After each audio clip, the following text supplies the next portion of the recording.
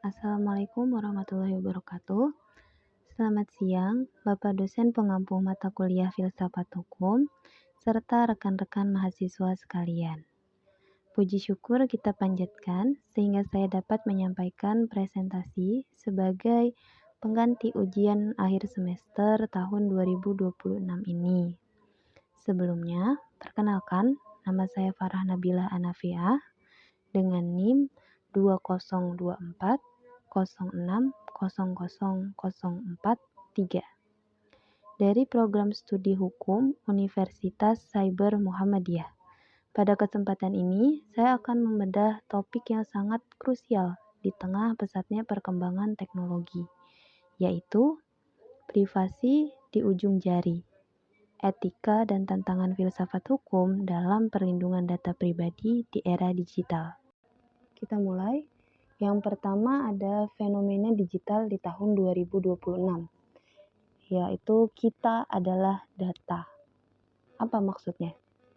Jadi, di mana hampir tidak ada yang namanya aktivitas manusia itu lepas dari intervensi digital. Nah, setiap kali kita menggunakan smart home atau memesan transportasi online, dan ada juga yang sudah menggunakan AI untuk bekerja.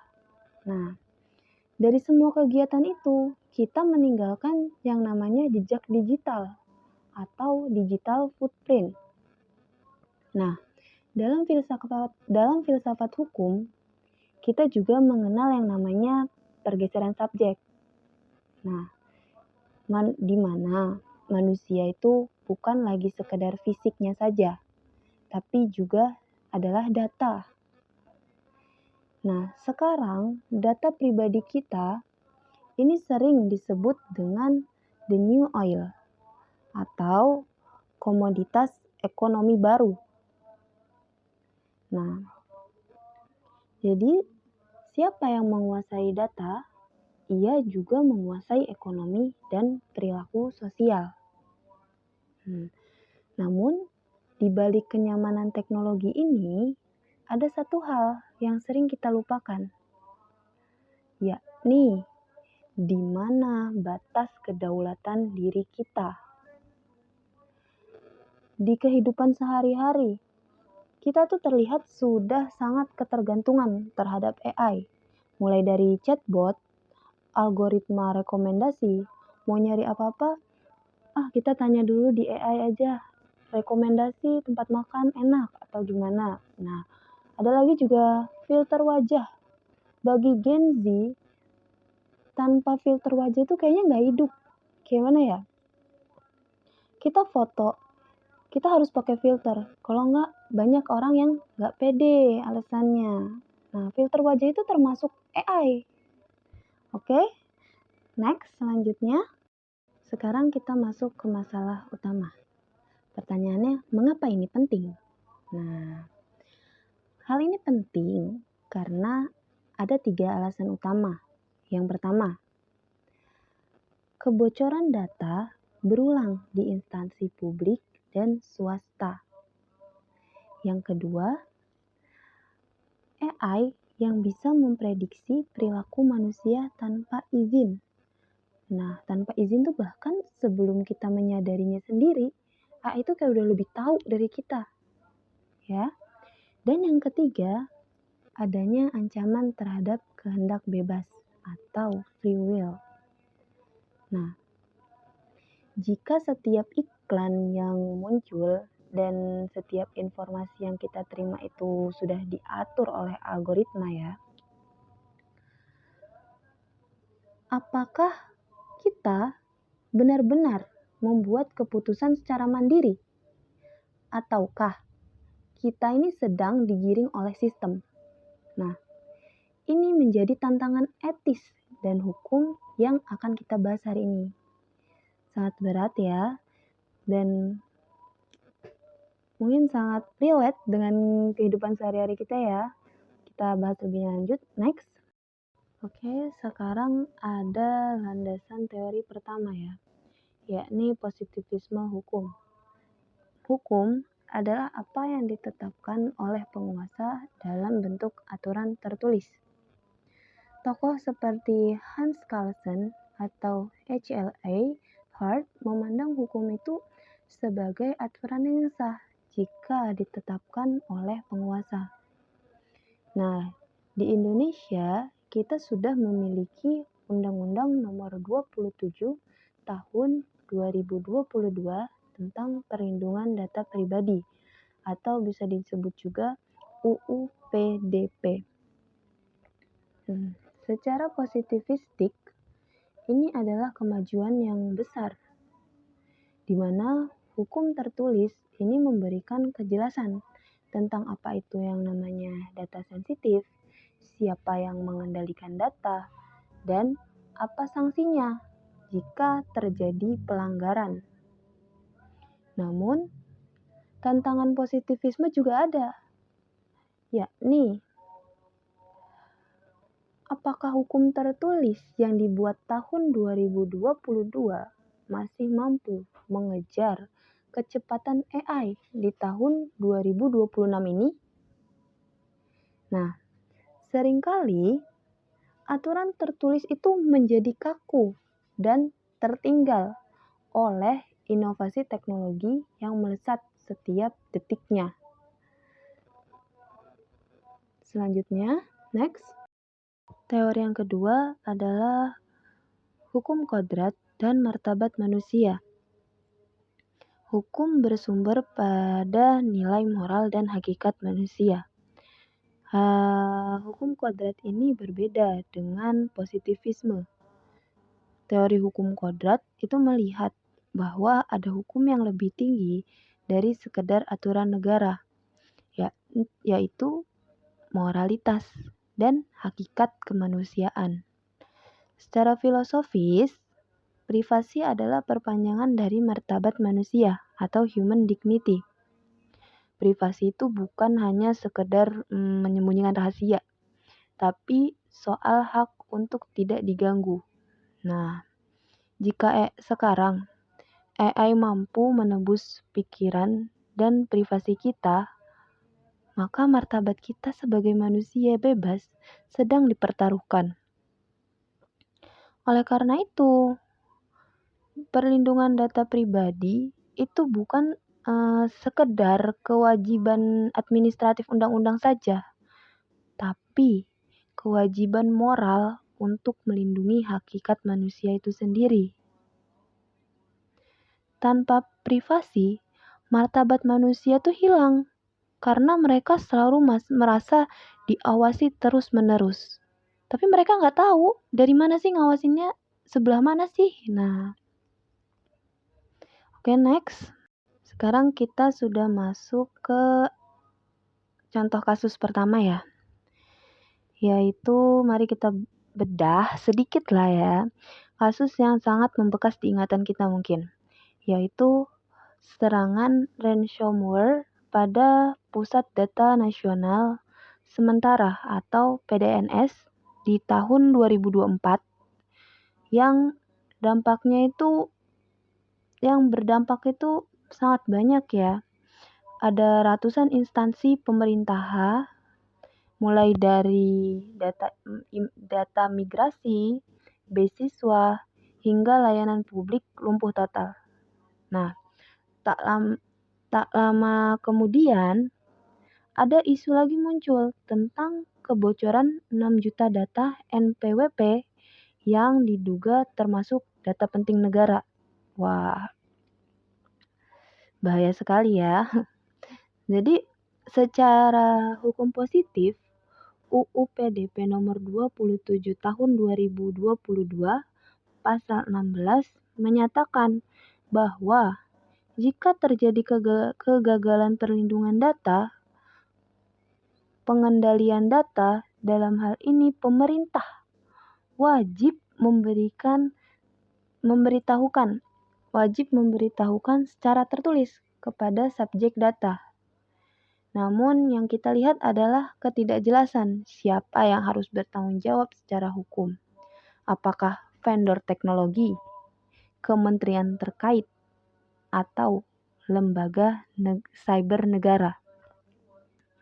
Nah, secara filosofisnya, kita bisa menggunakan teori kontrak sosial dari John Locke, di mana kita sebagai warga negara itu kan menyerahkan data pribadi kita nih kepada negara, kayak EKTP, NPWP, atau yang lain ya, dengan asumsi bahwa negara akan melindungi kita. Nah, ketika negara gagal melindungi data kita tersebut, maka terjadilah yang namanya pelanggaran kontrak sosial digital, di mana rakyat yang harusnya merasa nyaman dan rakyat itu kehilangan rasa nyaman tersebut, rasa aman. Nah, dan negara juga kehilangan legitimasi moralnya dalam mengatur data publik. Nah, ini adalah yang dinamakan krisis kepercayaan yang sangat mendasar dalam filsafat hukum. Oke. Next ada contoh yang kedua. Di contoh kedua ini saya ambil dari teror pinjaman online atau pinjol ya, pinjol ilegal dan teror data. Nah, fenomena pinjaman online atau pinjol yang khususnya yang ilegal ya, itu kan udah kayak marak sekali di lingkungan kita sekarang ya. Banyak korban yang mengalami bunuh diri atau depresi karena data pribadi mereka seperti daftar kontak, foto di galeri itu disalahgunakan untuk meneror, mempermalukan, dan melakukan doxing kepada seluruh rekan kerja atau keluarga korban. Di sini juga terjadi pelanggaran berat terhadap konsen atau persetujuan dalam Undang-Undang PDP. Di sini teknologi AI yang digunakan oleh platform ini dirancang untuk memanen data secara agresif, melebihi kebutuhan transaksi. Jadi datanya tuh diambil semua, nggak ada yang dikecualiin gitu kan. Secara besar-besaran gitu. Nah, analisis filsafatnya kita ambil dari pemikiran Immanuel Kant tentang martabat manusia. Nah, Kant ini mengatakan bahwa manusia itu harus selalu diperlakukan sebagai tujuan, bukan sekedar alat. Nah, dalam kasus pinjol, manusia diperlakukan sebagai komoditas atau alat si pelaku untuk mendapatkan keuntungan melalui teror data. Ini adalah bentuk dari dehumanisasi digital. Nah, teknologi yang harusnya makin meningkat, makin bagus itu harusnya untuk menyejahterakan, tapi karena disalahgunakan itu justru menghancurkan martabat manusia. Hukum filsafat ini menegaskan bahwa teknologi tanpa etika hanya akan menjadi instrumen penindas baru. Oke. Lanjut. Yang terakhir ya, ini analis kasusnya. Bias algoritma atau shadow profiling. Ya, ini hilangnya kehendak bebas. Kasus ini lebih halus namun sangat berbahaya. Oke? Yaitu surveillance capitalism atau kapitalisme pengawasan. Perusahaan besar biasanya menggunakan AI untuk melakukan profil terhadap kita. Mereka tahu apa yang kita suka, kapan kita sedih, dan apa referensi politik kita melalui jejak digital yang kita tinggalkan di media sosial. Yang tadi di atas, footprint. Nah, hukum kita saat ini masih berfokus pada pencurian data. Padahal masalah yang lebih besar itu adalah manipulasi data. Nah, AI mengarahkan apa yang harusnya kita beli, siapa yang harus kita pilih, melalui iklan yang sangat personal, targeted ads.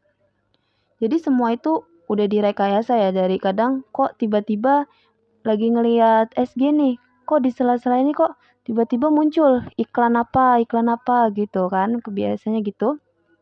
Nah, lanjut secara filsafat hukum ya, ini menentang konsep kehendak bebas atau free will. Jika semua informasi yang masuk ke otak kita itu sudah disaring oleh algoritma, apakah pilihan kita masih bisa dibilang murni milik kita? Ataukah kita sedang didikte oleh kode komputer? Paham dari sampai sini? Jika manusia itu kehilangan kehendak bebasnya, maka dasar hukum tentang tanggung jawab individu itu akan goyah. Jadi, bagaimana kita bisa menyalahkan seseorang jika perilakunya telah dimanipulasi secara sistematis oleh AI? Jadi, yang kita temuin itu bisa jadi pemikiran-pemikiran orang, pilihan-pilihan orang, itu juga termasuk dari dampak algoritma ini. Mereka milih karena mereka melihat ada ini muncul di FYP mereka. Jadi, ya itu, kita jadi bingung. Jadi ini yang salah orangnya atau karena itu sudah termanipulasi ya semuanya. Oke, selanjutnya Profesor Lawrence Lessig pernah mencetuskan kalimat terkenal, yakni code is law. Artinya, di dunia digital, kode pemrograman adalah hukum yang sebenarnya. Nah, jika sebuah aplikasi itu dirancang untuk mengambil data kita secara diam-diam, maka itulah hukum yang berlaku pada aplikasi tersebut. Terlepas dari apa yang dikatakan oleh undang-undang. Oleh karena itu, tantangan hukum masa depan adalah memastikan bahwa programmer dan perusahaan AI memasukkan nilai-nilai etika dan keadilan ke dalam kode mereka. Kita itu sangat membutuhkan hukum yang tidak hanya mengatur perilaku manusia saja, tapi juga mengatur perilaku algoritma. Nah, selanjutnya saya punya tabel perbandingan ya antara UU PDP di Indonesia dan GDPR punyanya Uni Eropa. Nah, kalau kita lihat nih ya, Indonesia tuh sedang belajar banyak dari GDPR milik Uni Eropa. Nah, GDPR ini memandang privasi itu sebagai hak asasi manusia yang sangat tinggi nilainya, dengan sanksi denda yang sangat fantastis bagi perusahaan teknologi. Dapat kita lihat, di Indonesia, sanksi maksimumnya itu 6 miliar rupiah. Sedangkan di Uni Eropa, sanksinya itu 20 juta euro atau setara dengan 300 miliaran ya, kalau nggak salah. Nah, otoritasnya Indonesia itu di bawah pemerintahan, sedangkan Uni Eropa itu udah lembaga independen. Indonesia hanya mencakup nasional, hanya di Indonesia saja. Sedangkan Uni Eropa itu sudah global, ekstrateritorial bisa disebut. Nah, perbedaannya di Indonesia kita itu masih berjuang dengan pembentukan lembaga otoritas perlindungan data pribadi yang independen. Jadi secara filsafat hukum, lembaga ini sangat penting sebagai check and balance agar negara juga bisa diawasi dalam mengelola data rakyatnya. Oke, next kita ke kesimpulan. Jadi sebagai kesimpulan dari presentasi saya, privasi itu bukan sekedar masalah teknis, tapi masalah martabat kemanusiaan yang harus dilindungi secara filosofis. UU PDP adalah langkah awal yang baik, namun harus terus diadaptasikan dengan perkembangan AI yang terlihat sangat melejit ya. Nah, jadi hukum harus bergerak lebih cepat dari teknologi untuk melindungi martabat manusia. Nah, selanjutnya ada pun rekomendasi dari saya. Nah, pemerintah harus segera mengaktifkan yang namanya lembaga otoritas PDP yang mandiri. Dan kita sebagai individu juga harus mulai mempraktekkan kedaulatan data pribadi kita sendiri. Jangan biarkan teknologi mengendalikan hidup kita. Tapi kitalah yang harus mengendalikan teknologi melalui hukum yang etis. Oke, tak terasa sudah selesai presentasinya. Akhir kata, saya ingin mengutip sebuah kalimat di mana hukum ada untuk melindungi manusia, bukan melayani mesin.